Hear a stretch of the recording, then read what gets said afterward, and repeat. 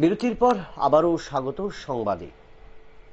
Operation সিঁদুর ভারতীয় সামরিক বাহিনীর একটি অসাধারণ সাফল্য 2025 সালে, এবং প্রধানমন্ত্রী নরেন্দ্র মোদীর সময় উপযোগী এই সিদ্ধান্তের ফলে সন্ত্রাসবাদীদের বিনাশ করার যে প্রয়াস নেওয়া হয়েছিল সেটা কিন্তু সফল হয়েছে, যার কারণে গোটা দেশ জুড়ে অভিনন্দন এবং ধন্যবাদ জানিয়ে বিজেপির পক্ষ থেকে তিরঙ্গা যাত্রা সংঘটিত হচ্ছে।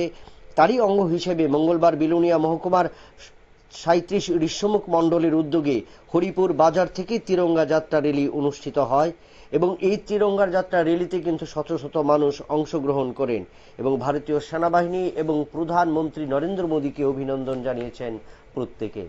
আমরা শুনে নিব সংশ্লিষ্টদের বক্তব্য, তারা কি বললেন, কি অভিনন্দন বার্তা দিলেন সেনাবাহিনীর জওয়ানদের এবং প্রধানমন্ত্রীকে।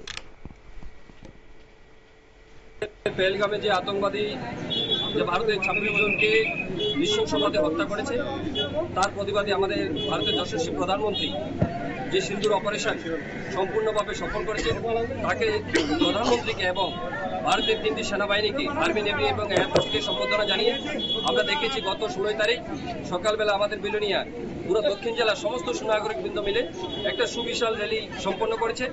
আজকে তারই অঙ্গ হিসাবে আজকে আমরা দেখতে পাচ্ছি যে ঋষ্যমুখ অঞ্চলে হরিপুর বাজার থেকে শুরু করে আজকে ঋষ্যমুখ পর্যন্ত যে বিশাল সম্পূর্ণ সমস্ত অংশের মানুষ, যে সুবিশাল জনজোয়ার, আজকে সেই জনজোয়ারে এবং প্রধানমন্ত্রীকে ধন্যবাদ জানিয়ে, ভারতের 3টি সেনাবাহিনীকে ধন্যবাদ জানিয়ে এবং পাকিস্তানের তীব্র প্রতিবাদ জানিয়ে আজকে যেই ধন্যবাদ র্যালি তিরঙ্গা যাত্রা, সেই যাত্রাতে আমি সামিল হয়েছি এবং আজকে যারা এই তিরঙ্গা যাত্রাতে সামিল হয়েছেন সকল স্তরের সমস্ত অংশের মানুষকে আমি আমার ব্যক্তিগত তরফ থেকে ধন্যবাদ জানাই।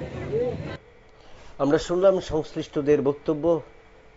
অপারেশন সিঁদুরের সফলতা কামনা করে গোটা দেশেই কিন্তু এই সংহতি বার্তা বা জাতীয় র্যালি, এই র্যালি কিন্তু দেশের বিভিন্ন প্রান্তের সাথে রাজ্যের প্রতিটি জেলা এবং মহকুমাতেও হয়েছে, এবং মঙ্গলবার যে 37 ঋষ্যমুখ মণ্ডলের উদ্যোগে সেখানেও কিন্তু ব্যাপক সাড়া পরিলক্ষিত হয় সাধারণ মানুষের মধ্যে।